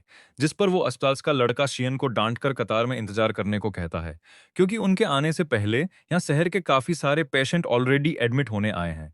जिसके बाद डॉक्टर मैरी के बेड के पास आते हैं और उसे पूरी तरह चेक करते हैं और अपना सिर हिलाकर बताते हैं कि इसे लेथार्जी सिकनेस हुई है और रहस्यमय बीमारी का अब तक मेडिकल साइंस में इन्हें कोई इलाज नहीं मिला है। इसीलिए इस वक्त वो इसके इलाज के लिए कुछ भी नहीं कर सकते। डॉक्टर की ये बात सुनकर शियन के पैरों तले जमीन खिसक जाती है और उसे बहुत बुरा लगता है। वो डॉक्टर का कोट पकड़कर रोते हुए चिल्लाता है, डॉक्टर साहब, डॉक्टर का काम तो अपने बीमार मरीजों को अपनी जान दांव पर लगाकर बचाना होता है ना, इसीलिए प्लीज आप कोई भी दवा देकर मेरी बहन को बचाइए। दोस्तों, यहाँ शियन खुद को संभाल नहीं पा रहा था, क्योंकि वो अपनी दीदी से अपनी जान से भी ज्यादा प्यार करता है। वो रोते हुए बेड को पकड़ता है और कहता है, मेरी बहन ने कोमा में जाने से पहले मुझसे वादा किया था कि हम हमेशा लाइफ में एक साथ रहेंगे। मैं अपनी बहन को फिर से उसी तरह मुस्कुराते हुए देखना चाहता हूँ। मेरी बहन ने अपनी पूरी लाइफ में कभी किसी इंसान के साथ कुछ गलत नहीं किया भगवान, तो मेरी मासूम दीदी के साथ यह सब इतना बुरा क्यों हो रहा है? आखिर क्यों भगवान, आखिर क्यों? और दोस्तों, शियन के इसी रोते हुए इमोशनल चेहरे के साथ यहीं यह एपिसोड एंड हो जाता है। एपिसोड 8 की शुरुआत में हम देखते हैं कि मैरी की इस गंभीर हालत के बाद शियन का परिवार वापस अपने गांव नहीं लौटता। उन्होंने कुछ वक्त तक इसी आइस्ट्रिया टाउन में ही रुकने का फैसला किया है और यह सभी इस वक्त लोहार ग्रास्ट के स्टोरेज रूम गोदाम में ठहरे हुए हैं। और इसीलिए शियन के माता पिता ग्रास्ट को इस मुसीबत में मदद करने के लिए बार बार शुक्रिया कहते हैं। ग्रास्ट कंधे उचकाकर मुस्कुराते हुए कहता है, अरे यार गावाइन, तुम हमेशा बिजनेस में मेरी इतनी मदद करते हो, इस बार मुझे भी तुम्हारे इस मुश्किल वक्त में तुम्हारे लिए कुछ छोटा सा काम करने का मौका दो। अब से यह जगह तुम्हारी ही है, तुम यहाँ जैसे मर्जी चाहे वो कर सकते हो। और यही कहकर वो उन्हें अकेला छोड़कर वहां से बाहर चला जाता है। उसके बाहर जाते ही वहां रोज आ जाती है बेजान पड़ी मैरी को देखने के लिए, पर मैरी तो एक बेजान गुड़िया की तरह बस बिस्तर पर वैसी की वैसी ही सुन्न पड़ी हुई थी। और इसी तरह गमगीन माहौल में कई दिन गुजर जाते हैं, पर मैरी को रत्ती भर भी होश नहीं आता। तभी एक सुबह शियन के पिता कमरे में आकर गंभीर होकर कहते हैं, तैयार हो जाओ शियन, हमें शहर में किसी खास शख्स से मिलने जाना है। पर शियन बेड के पास से हिलने से भी साफ साफ मना कर देता है। वो इस वक्त दुनिया में किसी से नहीं मिलना चाहता, वो सिर्फ और सिर्फ अपनी बीमार बहन के पास ही रहना चाहता है। जिस रात उस इनविंसिबल अदृश्य मॉन्स्टर ने हम पर रास्ते में हमला किया था, उसी रात शहर में कई और निर्दोष लोग भी रहस्यमयी तरीके से मारे गए हैं, पर पूरे टाउन में किसी भी नॉर्मल इंसान को नहीं पता कि आखिर उनकी ये अचानक मौत कैसे हुई। पिता कहते हैं, मुझे पक्का यकीन है कि यह उसी अदृश्य मॉन्स्टर का ही खूनी काम है, पर उस तूफानी रात तुमसे बग्गी पर लड़ने के बाद वो मॉन्स्टर वहां से डरकर भाग गया था, और शायद पूरे शहर में सिर्फ तुम्हारे ही जरिए हम उस मॉन्स्टर को ढूंढकर हमेशा के लिए रोक सकते हैं। पर शियन जिद पकड़कर रोते हुए कहता है कि वो अपनी बहन मैरी को इस हालत में अकेला छोड़कर यहाँ से कहीं भी नहीं जाने वाला। उसके पिता उसकी आंखों में आंखें डालकर पूछते हैं, शियन, क्या तुम्हें इस बात से सच में कोई फर्क नहीं पड़ता कि वो खूंखार मॉन्स्टर बाहर आजाद घूमकर न जाने और कितने बेकसूर लोगों की जान लेता रहेगा, और शायद तुम ही इस पूरे शहर के इकलौते ऐसे शख्स हो जो उस अदृश्य शैतान को अपनी जादुई आंखों से देखकर रोक सकता है। पर शियन अपना चेहरा फेरकर गुस्से में चिल्लाता है, मैंने इस शहर के किसी भी इंसान को बचाने का कोई ठेका नहीं ले रखा पिताजी, मैं बस अपनी बहन के पास रहना चाहता हूँ। क्या आपको अपनी बेटी की कोई फिक्र और चिंता नहीं है? जिस पर पिता की आंखों में आंसू आ जाते हैं। वो भारी आवाज में कहते हैं, शिन, मेरी भी सगी बेटी है, बेशक मुझे उसकी अपनी जान से ज्यादा चिंता है, और अगर सच में ऐसा मुमकिन होता शियन, तो मैं इसी सेकंड अपनी खुद की जान देकर भी मैरी को अभी इसी वक्त होश में ले आता। पर कड़वी हकीकत तो यही है कि इस वक्त हमारे हाथों में कुछ भी नहीं है, इसीलिए मैं इस लाचारी में वो सब करने की कोशिश कर रहा हूं जो मेरे बस में है। और अगर तुम अपनी पावर से मेरी मदद करोगे बेटा, तो हम शहर के काफी मासूम लोगों की जान बचा सकते हैं। इसीलिए प्लीज मेसी इस लाचारी की बात को समझो। पिता की ये रोती हुई बात सुनकर शियन को अचानक कोमा में जाने से पहले मैरी दीदी की कही पुरानी बातें याद आने लगती हैं। मैरी ने उससे मुस्कुराकर कहा था कि शियन, तुम्हारी ये जो मैजिकल पावर है ना, वो बहुत ही ज्यादा अमेजिंग और वंडरफुल है। शायद से तुम इस जादुई पावर के जरिए आगे जाकर कुछ ऐसा बड़ा काम कर सकते हो जिससे लोगों की जानें बचाई जा सके, और मुझे पूरा यकीन है कि तुम वक्त आने पर लोगों की मदद करने के लिए खुशी खुशी जाओगे। और अतीत की यही खूबसूरत बातें याद करते हुए शियन प्रेजेंट वर्तमान में अपनी मुट्ठियां कसता है और रोते हुए कहता है, हाँ, दीदी हमेशा खुद से पहले दूसरों की परवाह करती हैं। वो कभी भी किसी मुश्किल के आगे हार नहीं मानती, बल्कि हमेशा दिन रात मेहनत करती रहती हैं ताकि वक्त आने पर वो जरूरतमंद लोगों की ढाल बनकर मदद कर पाएं। और मुझे पक्का पता है कि अगर आज दीदी खुद मेरी जगह इस निराश हालत में बैठी होती, तो वो भी मुझसे यही कहती कि शिन, क्यों तुम इस तरह फालतू में निराश होकर कमरे में बैठे हुए हो, जबकि तुम्हें बाहर जाकर कोशिश करनी चाहिए, क्योंकि तुम ही इस वक्त इकलौते ऐसे शख्स हो जो लोगों की जान बचा सकता है। उसके पिता गावाइन गर्व से मुस्कुराते हैं और कहते हैं, शिन, तुमने बिल्कुल सही कहा, तुम्हारी बहन सचमुच बहुत ज्यादा दयालु और नेक दिल इंसान है। जिसके बाद शियन बिस्तर पर पड़ी अपनी बहन के बेजान चेहरे को आखिरी बार देखता है और खड़ा होकर कहता है, मैं शहर के उन मासूम लोगों की मदद करने के लिए बिल्कुल तैयार हूं पिताजी। पर तभी अचानक शियन का हाथ जैसे ही मैरी की हथेली पर पड़ता है, उसे कुछ बहुत ही अजीब और डरावना महसूस होता है। उसे अचानक याद आता है कि पिछले 2 सालों में जब भी वो मेरी दीदी को नॉर्मली छूता था, उसे मेरी की बॉडी से आती हुई एक हल्की सी प्योर मैजिकल एनर्जी की वाइब्रेशन महसूस होती थी। पर इस वक्त उसे मेरी की पूरी बॉडी में से रत्ती भर भी मैजिकल एनर्जी महसूस नहीं हो रही थी। उनका शरीर अंदर से पूरी तरह खाली और ठंडा था। जिसके बाद हम देखते हैं कि शियन घबराकर तुरंत कमरे से भागकर बाहर कहीं जाने लगता है। भागते हुए शियन का दिमाग तेजी से घूमता है और वो सोचता है शी है उनका शरीर अंदर से पूरी तरह खाली हो चुका है। और दूसरी बात यह कि पहले मुझे इस शहर के आम बाजारों में चलते फिरते ऐसे कई सारे लोग आसानी से दिख जाते थे जिनके अंदर जन्म से थोड़ी बहुत मैजिकल एनर्जी एक्टिव होती थी। पर आज जब मैं बाहर गया तो मुझे पूरे शहर में कोई भी ऐसा शख्स नहीं दिखा जिसके पास जरा सी भी मैजिकल एनर्जी एक्टिव हो। इसीलिए मुझे अब पूरा यकीन हो रहा है कि जिन लोगों के शरीर में मैजिकल एनर्जी का लेवल ज्यादा होता है, उन्हीं लोगों को चुन चुन कर ये लेथार्जी सिकनेस अपनी चपेट में ले रही है। और इसके अलावा शहर में इन अजीब चीजों का अचानक होना, जैसे वो इनविजिबल डरावना क्रिएचर और आसमान में वो अजीब सी लाल रोशनी का दिखना, ये सारी चीजें कोई इत्तेफाक नहीं है बल्कि आपस में जुड़ी हुई हैं। और अब शियन अपनी मुट्ठी हवा में लहराकर पूरे कॉन्फिडेंस के साथ कहता है, अगर इस रहस्यमयी बीमारी बीमारी का पूरी दुनिया में इस वक्त कोई इलाज नहीं है पिताजी, तो मैं खुद अपनी रिसर्च से इसका इलाज क्रिएट आविष्कार करूंगा। बिल्कुल वैसे चीज जैसे इस दुनिया में मैजिक नाम की कोई चीज न होने के बावजूद भी मैंने अपनी मेहनत से उसे खुद क्रिएट किया है। जिसके बाद उसके पिता गावाइन मुस्कुराते हैं और कहते हैं, शानदार शियन, पर मैंने तुमसे कहा था ना कि हमें इस बीमारी के सिलसिले में शहर के किसी बहुत बड़े रईस से मिलने जाना है। जिसके बाद हम देखते हैं कि ये दोनों पिता पुत्र बग्गी में बैठकर किसी बड़े वीआईपी शख्स से मिलने के लिए उनके रॉयल पैलेस आते हैं। शाही कमरे की बड़ी कुर्सी पर बैठे इन अजीब से रईस महाशय का नाम है ड्यूक वाल्फी ड्यूक बल्फ। उनके सामने सिर झुकाकर शियन के पिता गावाइन कहते हैं, ड्यूक, अचानक बिना अपॉइंटमेंट के यहाँ आने के लिए मैं आपसे माफी चाहता हूँ, पर मैं आपको सुरक्षा के लिहाज से कुछ बहुत जरूरी बात बताना चाहता हूँ।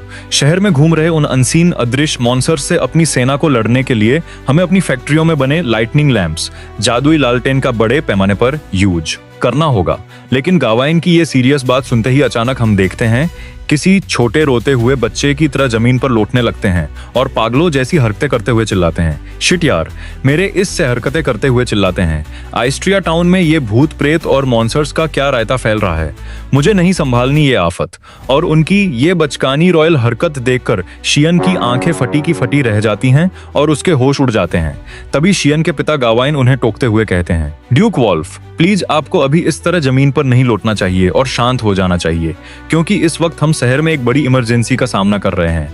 और गावाइन के टोकते ही अगले ही पल में एकदम सीरियस पोज में अपनी चेयर पर बैठ जाते हैं, एकदम सीरियस पोज में अपनी चेयर पर बैठ जाते हैं जैसे कुछ हुआ ही ना हो, और फिर गंभीर आवाज में बताते हैं, शहर के लालची मर्चेंट्स व्यापारियों ने उन लाइटनिंग लैंप्स को सिर्फ अपने फायदे के लिए अपने पर्सनल स्टोर में रखने की कोशिश की थी, पर हमने जैसे तैसे कानून का यूज करके अपने रॉयल गार्ड्स तक उन सभी लाइटनिंग लैंप्स को सुरक्षित पहुंचा दिया है।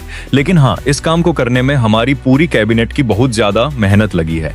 यह सुनकर गावाइन कहते हैं, ड्यूक वॉल्फ, आपसे हमें यही उम्मीद थी, आप सचमुच प्रजा के लिए कितने महान हैं। जिसके बाद सुनकर मुझे लगता है लड़के कि तुम्हारा ये जो अजीब मैजिक है वो उन अनसीन मॉन्स्टर्स के खिलाफ लड़ने में हमारी सेना के काफी काम आएगा। शायद से हम तुम्हारी इस पावर की मदद से उन मॉन्स्टर्स को पूरी तरह हरा पाएंगे। पर शियन हाथ जोड़कर सीरियस होकर बताता है, ड्यूक, मैजिकल एनर्जी के जरिए मैजिक को पूरी तरह सीखने और उस पर कंट्रोल पाने में बहुत लंबा वक्त लगता है, और सबसे बड़ी बहुत लोगों के पास जन्म से जरा सी भी मैजिकल एनर्जी बची थी, वो सब ऑलरेडी इस महामारी से बीमार होकर बेड पर पड़े हैं। सो ड्यूक गंभीर होकर पूछते हैं, तो शियन, क्या तुम्हारे पास अपनी इस जादुई रिसर्च से कोई ऐसा आइडिया है जिससे हम इस लेथार्जी सिकनेस को हमेशा के लिए ठीक कर सकें? शियन चश्मा ठीक करने के पोज में अपना खतरनाक आइडिया बताता है, लिविंग बॉडी एक्सपेरिमेंटेशन, जिंदा शरीरों पर जादुई प्रयोग। ड्यूक चौंक कर अपनी सीट से आगे झुकते हैं। शियन, तुम्हारे कहने का सीधा मतलब क्या है? शियन साइंटिफिक टोन में समझाता है, ड्यूक, किसी नॉर्मल इंसान के थके होने पर उनकी मैजिकल एनर्जी कुछ घंटों के आराम के बाद अपने आप रिकवर वापस हो जाती है, लेकिन लेथार्जी सिकनेस का शिकार बनने के बाद लोग अपनी बॉडी की मैजिकल एनर्जी को ही अंदर से पूरी तरह खो बैठते हैं और वो खुद से उसे दोबारा जनरेट नहीं कर पाते। इसीलिए मुझे पक्का लगता है कि अगर हम बाहर से उनकी बेजान बॉडी में फिर से मैजिकल एनर्जी का फ्लो प्रवाह ट्रांसफर कर दें तो वो फिर से पहले की तरह हेल्दी हो जाएंगे। यह खतरनाक आइडिया सुनकर ड्यूक कहते हैं, पर शियन, इस एक्सपेरिमेंट में तो बहुत बड़ा जानलेवा खतरा है। अगर तुम अपनी पावर से उन सभी कमजोर पेशेंट्स को सही तरीके से मैजिकल एनर्जी ट्रांसफर नहीं कर सके तो वो कभी दोबारा होश में नहीं आएंगे और अपनी जान से हाथ धो बैठेंगे। और शियन आगे कहता है कि ड्यूक, मैं इंसानों की जान खतरे में डालने के बजाय अपना यह पहला मैजिक एक्सपेरिमेंट पकड़े गए खूंखार मॉन्स्टर्स के ऊपर करूंगा। और अब ड्यूक वाल्वे शियन की इस समझदारी भरी दलील को सुनकर उसे मॉन्स्टर्स पर अपना एक्सपेरिमेंट करने की ऑफिशियल इजाजत दे देते हैं। साथ ही वो शियन की मदद के लिए उसे अपनी टीम के 3 जांबाज साथी भी सौंपते हैं जो मेडिसिन और मॉन्स्टर्स की खूबियों के बारे में एक्सपर्ट थे। पर यहाँ महल से बाहर आते वक्त शियन को एक बात समझ नहीं आ रही थी कि आखिर ड्यूक वाल्वे को मुझ जैसे 1-3 साल के छोटे बच्चे की बातों पर इतनी जल्दी यकीन कैसे हो गया, क्योंकि उसने तो अपनी लाइफ में पहले कभी शियन को लाइव मैजिक का यूज करते हुए भी नहीं देखा था। अब अगले सीन में हम देखते हैं कि शियन के वो तीनों नए पार्टनर्स सीक्रेट बेस पर उसे अपना अपना इंट्रोडक्शन परिचय देते हैं। पहला पार्टनर यह चश्मा लगाए लड़का है कोल एलेस्टर कोल ऑल्स्टर, जो कि टाउन के चीफ डॉक्टर साहब का पर्सनल असिस्टेंट था। पर दोस्तों, इसे शियन के इस मैजिक वाले आइडिया पर रत्ती भर भी यकीन नहीं था। यह तो शियन का साथ सिर्फ ड्यूक के सख्त सरकारी ऑर्डर्स की वजह से लाचारी में दे रहा था। दूसरी पार्टनर यह सुंदर और एटीट्यूड वाली मोहतरमा है राफिना सैफरन, जो रिस्टिया किंगडम के जफनस्ट रीजन के मार्क्यूज की इकलौती वारिस थी। साथ ही ये मोहतरमा रॉयल आर्मी में एक बहादुर नाइट योद्धा भी थी। तीसरी पार्टनर यह हुड पहने खड़ी लड़की है जो कि हद से ज्यादा शर्मीली थी। इनका नाम है ब्रिजेट गिट और यह भी मार्क्यूस के कहने पर यहाँ आई थी और मॉन्स्टर्स की आदतों और उनकी कमजोरियों को लेकर यह काफी कुछ गहराई से जानती थी। इन तीनों से सियन गंभीरता से कहता है, तुम तीनों का यहाँ इस मिशन पर मेरे साथ आने के लिए बहुत बहुत शुक्रिया, पर याद रखना यह जो हमारा मिशन है यह कोई बचकाना मजाक नहीं होने वाला है, इसमें हमारी जान भी जा सकती है। जिसके बाद शियन उन तीनर्जी फोकस करके अपना कड़कड़ाता हुआ लाइटनिंग मैजिक बिजली का जादू हवा में दिखाता है और ये तीनों शियन के हाथ से निकलती उस जादुई बिजली को अपनी आंखें फाड़कर बस देखते ही रह जाते हैं। उन्हें अपनी आंखों पर यकीन ही नहीं हो रहा था कि भाई ये जादुई चीज थी क्या। शियन मुस्कुराकर बताता है, यह मेरी खुद की बनाई एक सीक्रेट जादुई टेक्निक है, इसे मैजिक कहते हैं। और फिर वो उन्हें नेचुरल फेनोमेना और मैजिकल एनर्जी के फ्लो के बारे में डीप नॉलेज देता है। सियन समझाता है, मैजिक का यूज करने के लिए हमारी बॉडी की इनर मैजिकल एनर्जी की जरूरत पड़ती है। मैजिकल एनर्जी एक ऐसी गुप्त लाइफ फोर्स ताकत है जो जन्म से हमारे शरीर में खून की तरह बहती है और जब अचानक आपकी बॉडी से ये मैजिकल एनर्जी पूरी तरह चूस कर खत्म हो जाती है तब आप अपनी बॉडी को हिलाने और चलने फिरने की क्षमता भी खो बैठते हैं और असल मायने में इसी कंडीशन को लेथार्जी सिकनेस कहते हैं। अब अगले सीन में हम इनको घने जंगल के रास्ते से ऊंचे पहाड़ की ओर चढ़ते हुए देखते हैं, पर नाइट रफीना को अपने शरीर पर लादे गए भारी भरकम लोहे के आर्मर कवच की वजह से पहाड़ पर चढ़ने में बहुत ज्यादा दिक्कत हो रही थी और वो हाफ रही थी। वो सब यहाँ जंगल के इस सीक्रेट बेस पर इसीलिए आए हैं ताकि वो अपने जादुई एक्सपेरिमेंट के लिए जंगल से कुछ जंगली मॉन्स्टर्स को जिंदा ढूंढकर पकड़ पाएं। यहाँ झाड़ियों के पास ब्रिजेट और शियन के बीच मॉन्स्टर्स को लेकर गंभीर बातचीत होती है, लेकिन लेथार्जी सिकनेस को जड़ से ठीक करने के लिए हमें लाचारी में पेशेंट्स को बाहर से मैजिकल एनर्जी देनी ही पड़ेगी। लेकिन सीधे नाजुक पेशेंट्स को मैजिकल एनर्जी देने से पहले हम मॉन्स्टर्स की मजबूत बॉडी के ऊपर यह ट्राई करके इसका सही प्रेशर चेक करेंगे। पर जैसे ही ब्रिजेट को बातों बातों में पता चलता है कि शियन ने उस दिन साक्षात रैथ रीथ मॉन्स्टर को अपनी आंखों से देखा है, वो अपनी शर्मीली आदत भूलकर एक्साइटमेंट में शियन के बिल्कुल करीब आ जाती है और पागलों की तरह पूछने लगती है, क्या सच में शियन तुमने उस अदृश्य रैथ मॉन्स्टर को देखा है? प्लीज मुझे बताओ कि वो मॉन्स्टर दिखने में कैसा लगता है, वो हमला करते वक्त किस तरह की डरावनी फॉर्म लेता है। मॉन्स्टर्स की डिटेल्स को लेकर ब्रिजेट बहुत ज्यादा अजीब तरीके से एक्साइटेड हो रही थी। गोबलिन वॉरियर को इतने करीब से लाइव देखा था, लेकिन जैसे ही रॉयल नाइट रफीना उस बदसूरत मॉन्स्टर को अपने सामने देखती है, उसके अंदर का क्षत्रिय खून खौल उठता है और उसमें अचानक ही लड़ने का अजीब सा जोश आ जाता है। वो एक चीख मारती है और अपनी ताकत के पड़ती है, लेकिन गोबलिन रफीना पर काउंटर अटैक करने ही वाला था कि तभी शियन पीछे से फुर्ती से अपने मैजिक का यूज करके उस गोबलिन की भारी तलवार को बीच में ही जादुई प्रेशर से जकड़ लेता है ताकि वो गोबलिन रफीना पर हमला न कर पाए।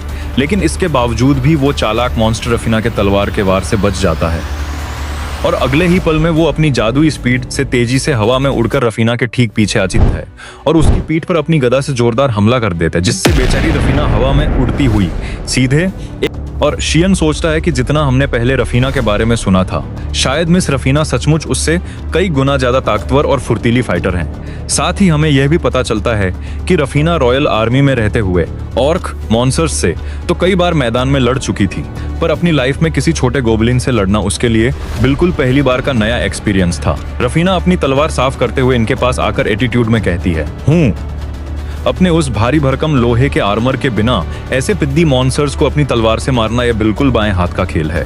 शियन अपना सिर पकड़कर रोते हुए कहता है, अरे मिस रफीना, लेकिन अगर आप इस तरह हमारे पहले ही जिंदा मॉन्स्टर को गुस्से में जान से मार देंगी तो फिर हम अपनी जादुई रिसर्च के लिए इन पर एक्सपेरिमेंट कैसे करेंगे?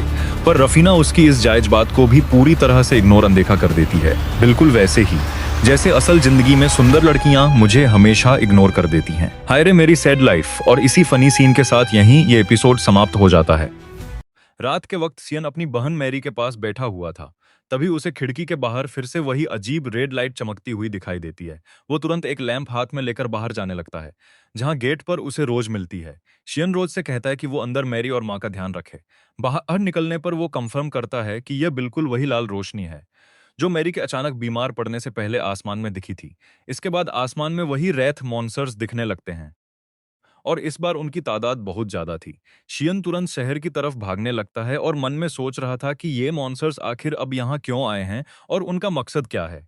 तभी रास्ते में गश्त करते हुए दो गार्ड्स उसके सामने से गुजरते हैं, जिन्हें आसमान में उड़ते वो मॉन्स्टर्स बिल्कुल भी दिखाई नहीं दे रहे थे। तभी एक रैथ मॉन्स्टर सीधे उनके सामने आ जाता है। शियन चिल्लाकर उन्हें चेतावनी देता है, पर गार्ड्स कहते हैं, तुम किस बारे में बात कर रहे हो? यहाँ तो फुर्ती से उनके आगे आता है और अपने जादू से उस मॉन्स्टर को ढेर कर देता है। सियन के लैंप की रोशनी पड़ते ही वो गार्ड्स भी उस मरे हुए मॉन्स्टर को साफ देख पाते हैं। इसके बाद सियन बिना देर किए सीधे ड्यूक के पास पहुंचता है और इस पूरी घटना की डिटेल उन्हें बताता है। ड्यूक तुरंत एक्शन लेते हैं और सभी गार्ड्स को लाइटनिंग लैंप्स यूज करने का ऑर्डर देते हैं। साथ ही डिफेंस फोर्स को इकट्ठा करके सबको लैंप्स बांटने को कहते हैं। सियन कहता है कि वो भी सोल्जर्स के साथ मदद करने जाएगा। ड्यूक इतने छोटे बच्चे को जंग में नहीं भेजना चाहते थे, पर शियन समझाता है कि सिर्फ लैम्स हाथों में होने से सोल्जर्स उन मॉन्स्टर्स को नहीं रोक पाएंगे। ना चाहते हुए भी ड्यूक को उसकी बात माननी पड़ती है। जब शियन सोल्जर्स की टुकड़ी के पास पहुंचता है तो उनका कमांडर गुस्से में भड़का हुआ था, क्योंकि ड्यूक ने उसकी जगह एक बच्चे शियन को लीडर बना दिया था। बाकी सोल्जर्स भी गुस्से में थे क्योंकि उन्हें अभी भी लग रहा था कि ये सारे लैम्प्स पूरी तरह बेकार हैं। वो बड़बड़ाते हैं। ड्यूक लगता है पूरी तरह पगला गया है। वो ऐसे अजीब से मॉन्स्टर्स को इमेजिन कर रहा है जो इस एक्सिस्ट ही नहीं करते। तभी वहां रफीना भी दौड़ती हुई पहुंचती है और शियन को पता चलता है कि ड्यूक ने उसे भी एक कैप्टन बना दिया है। दूसरी तरफ मैरी के कमरे के बाहर रोज तलवार लेकर पहरा दे रही थी। शियन अपनी यूनिट के साथ शहर के मेन गेट की तरफ बढ़ने लगता है ताकि मॉन्स्टर्स की सही डायरेक्शन का पता लगाया जा सके। वो शहर के ऊपर कुछ रैथ मॉन्स्टर्स को उड़ता हुआ देखते हैं, पर नीचे होने की वजह से उनका पीछा नहीं कर पा रहे थे। तभी शियन अपने मैजिक का यूज करके हवा में बहुत ऊंची छलांग लगाता है। यह देखकर कमांडर और बाकी सोल्जर्स हैरान रह जाते हैं और खुद शियन भी चौंक जाता है क्योंकि उसकी मैजिकल एनर्जी पहले से बहुत बढ़ गई थी। जब वो बिल्डिंग की छत पर कूल सी लैंडिंग करता है तो वहां मौजूद सारे गार्ड्स हैरान होकर पूछते हैं कि तुम कौन हो। शियन चिल्लाता है, मेरे पीछे रहो, मॉन्स्टर्स आ रहे हैं। गार्ड्स पूछते हैं, किस मॉन्स्टर की बात कर रहे हो, हमें तो कुछ नहीं दिख रहा। शियन तुरंत अपने मैजिक से उन उड़ते मॉन्स्टर्स पर अटैक करने लगता है। उसके जादा दीवार की वजह से सोल्जर्स भी उन मॉन्स्टर्स को अपनी आंखों से देख पा रहे थे। शियन मन में सोचता है, जैसा मैंने सोचा था, मेरी मैजिक एनर्जी इन लैंप्स की तरह ही उन्हें बाकी इंसानों के लिए विजिबल बना देती है। शियन बिना रुके अपने अटैक्स जारी रखता है और एक एक करके मॉन्स्टर्स को हरा रहा था। सोल्जर्स हैरान होकर पूछते हैं, सब हो तभी हाफती हुई रफीना वहां आती है और बताती है कि वो सपाइथ यूनिट हैं और ड्यूक ने उन्हें इन मॉन्स्टर्स को खत्म करने का ऑर्डर दिया है। सोल्जर्स पूछते हैं कि ये मॉन्स्टर्स आखिर आ कहां से रहे हैं। तभी सियन को एक आइडिया आता है और वो सीधे शहर के मेन गेट की दीवार के ऊपर चला जाता है। वहां सामने का नजारा देखकर सियन हैरान रह जाता है। जंगल में एक जगह ढेरों मॉन्स्टर्स इकट्ठा दिख रहे थे और उनकी तादाद 100 से भी ज्यादा थी। तभी वो सारे मॉन्स्टर्स एक साथ शहर के गेट की तरफ मूव करने लगते हैं। शियन सोल्जर्स को बताता है कि वो सब मॉन्स्टर्स उन्हीं की तरफ आ रहे हैं। वो अपने मैजिक का यूज करके गेट के बाहर मैदान में पड़े सभी लैंप्स को दूर से ही जला देता है ताकि मॉन्स्टर्स की स्पीड थोड़ी धीमी हो जाए और उनका लैंप्स की रोशनी में बाकी सोल्जर्स भी उन्हें आसानी से देख सकें। शियन अपनी पास्ट लाइफ के दुखों को याद करता है और सोचता है कि तब से अब तक जो भी हुआ है शायद इसी महायुद्ध के लम्हे के लिए ही हुआ है।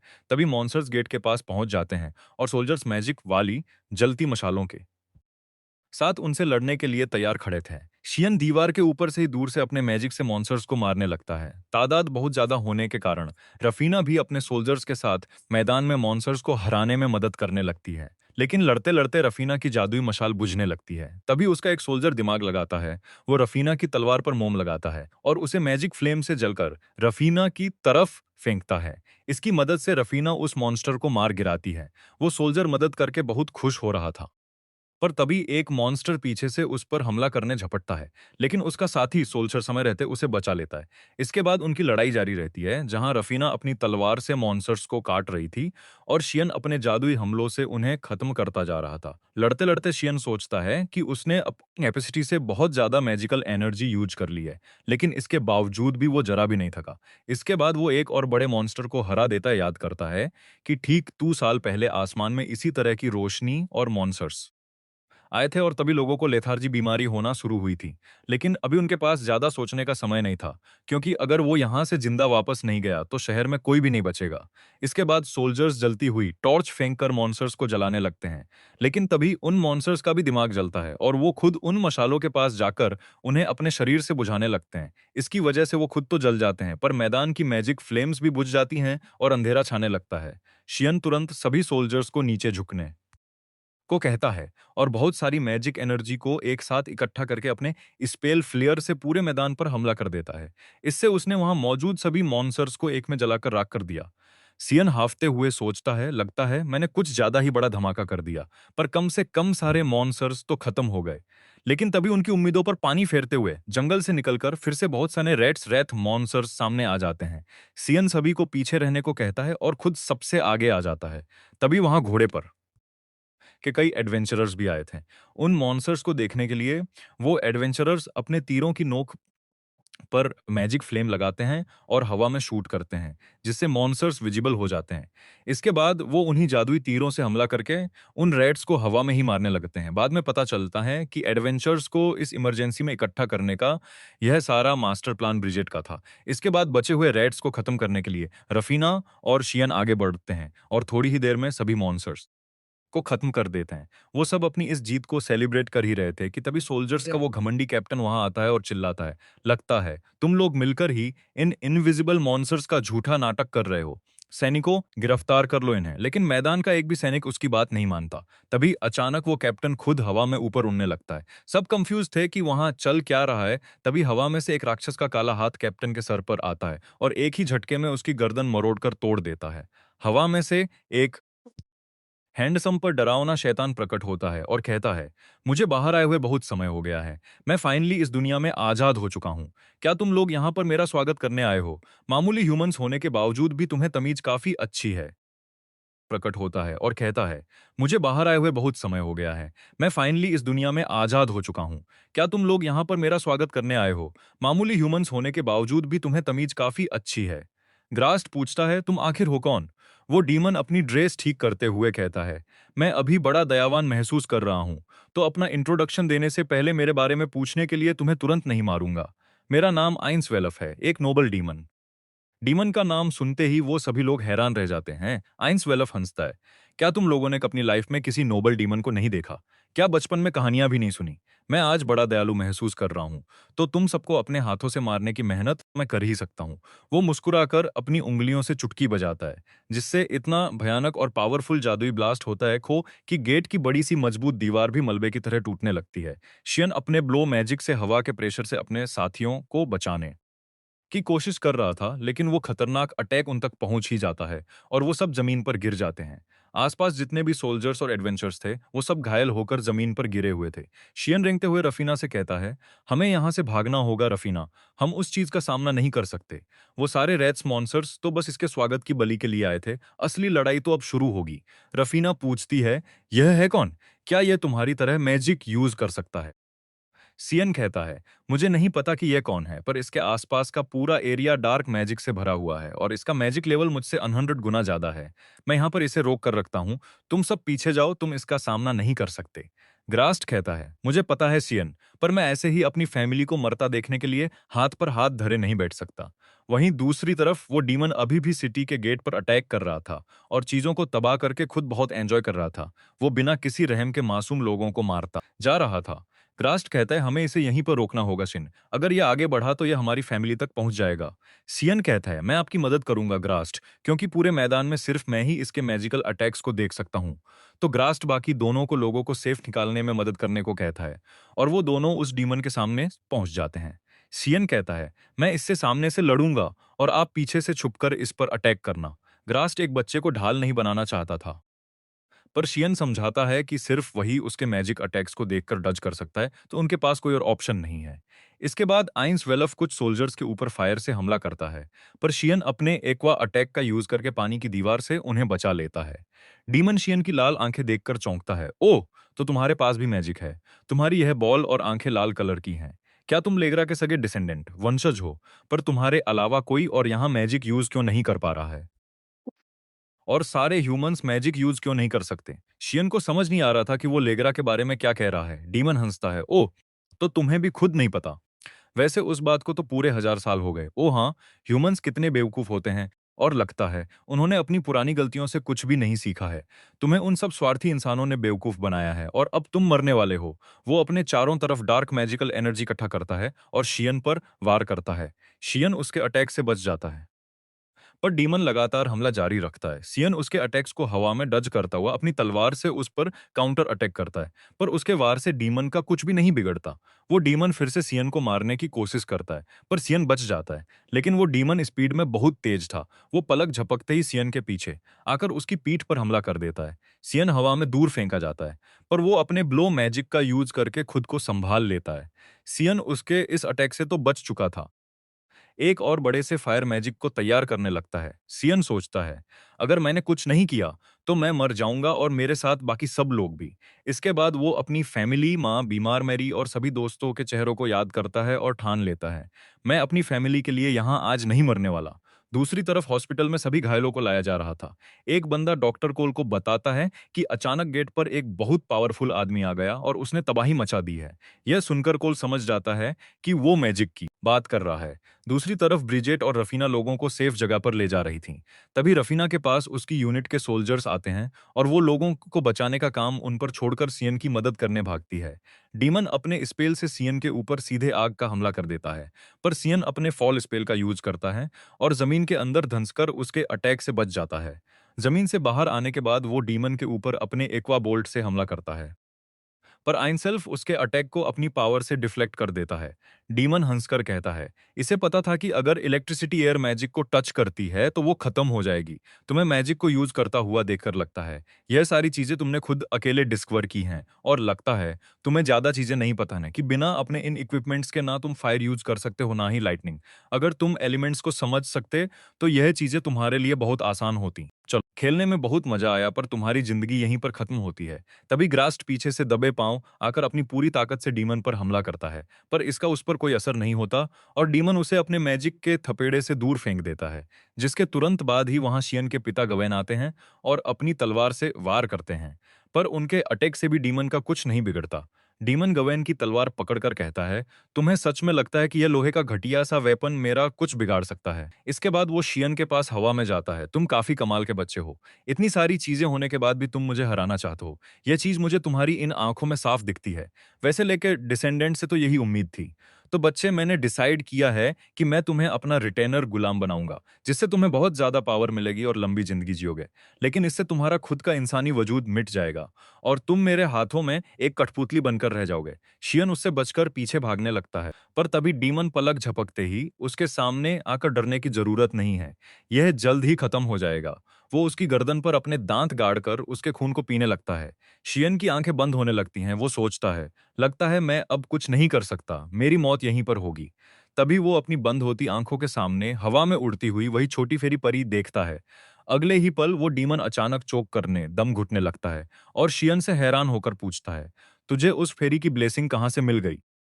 सियन का ब्लड पॉइजन की तरह उस डीमन के ऊपर असर करने लगता है और वो चिल्लाता है कि वो गद्दार परियां 1000 साल बाद भी उसके रास्ते में आ रही हैं। वो डीमन किसी तरह खुद को संभालता है और गुस्से में फिर से सियन के ऊपर सीधा ब्लास्ट का हमला कर देता है। इसकी वजह से सियन बहुत बुरी तरह से घायल होकर जमीन पर गिर जाता है। उसी वक्त वहां पर रफीना दौड़ती हुई आती है। क्या तुम ठीक हो शिन? वहीं वो डीमन फिर से उन दोनों पर हमला करने की तैयारी कर रहा था। सियन टूटती सांसों में रफीना से कहता है कि वो उसके हाथ को ऊपर उठाए और वो अपनी बची कुची पूरी एनर्जी को अपने हाथ में इकट्ठा करने लगता है। तभी पीछे से ग्रास्ट और उसके पिता गवेन आकर डीमन के ऊपर हमला करते हैं और गवेन ने तो अपनी तलवार से डीमन के उस हाथ को ही काट दिया था। इसकी वजह से शियन को मैजिक इकट्ठा करने का सही समय मिल जाता है। शियन अपने हाथ से सीधे डीमन पर अटैक कर देता है, पर वो डीमन हंसने लगता है कि ऐसा सिंपल अटैक उसका कुछ नहीं बिगाड़ सकता। लेकिन तभी शियन के अटैक के कांटेक्ट में आते ही उसकी आग ब्लू फ्लेम दिव्य नीली आग में बदल जाती है और वो डीमन जलने कहता है, तुम सच में पावरफुल हो, पर लगता है मुझे भी तुमसे कुछ सीखने की जरूरत है ना? और वो डीमन उस नीली आग की वजह से पूरी तरह से राख बनकर वहां से गायब हो जाता है। सियन की शरीर की सारी मैजिकल एनर्जी खत्म हो जाती है, जिसकी वजह से वो बेहोश हो जाता है। सियन की जब आंखें बंद होती हैं, उसे सपने में वही फेरी दिखती है। तभी अचानक सियन की आंखें खुलती हैं और उसे लगता है कि वो कोई भयानक सा सपना देख रहा था। तभी उसकी माँ दौड़कर उसके पास आती हैं और उसे गले लगा लेती हैं। उसकी माँ बहुत डर गई थी क्योंकि शियन गेट की लड़ाई के बाद से कई दिनों से बेहोश पड़ा था। इसके बाद डॉक्टर कोल वहां आकर उसे एग्जामिन करता है और मुस्कुराकर बताता है कि वो बिल्कुल ठीक है। शियन पूछता है कि वो कितने दिनों से बेहोश था, तो कोल बताता है कि तुम पूरे 1 हफ्ते से बेहोश थे। इसके बाद उसका फादर और ग्रास्ट भी उससे मिलने कमरे में आते हैं।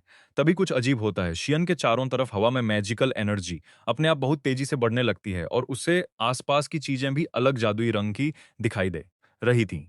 शियन सोचता है, या इन स्वेलफ जितनी तो नहीं है, पर मेरी मैजिकल एनर्जी पहले से बहुत बढ़ गई है। इसके बाद वो सीधे मैरी के कमरे में जाता है और सोचता है कि शायद इतनी मैजिकल एनर्जी से मैं मेरी दीदी को ठीक कर सकता हूँ। शियन मैरी का हाथ पकड़कर उसके अंदर अपनी मैजिकल एनर्जी ट्रांसफर करने लगता है। ऐसे ही कई सेकंड्स बीत जाते हैं, लेकिन मैरी कोई रिएक्शन नहीं देती। पर शियन हार नहीं मानता और हर सेकंड को काउंट करता हुआ पूरी ताकत से एनर्जी ट्रांसफर करता जाता है।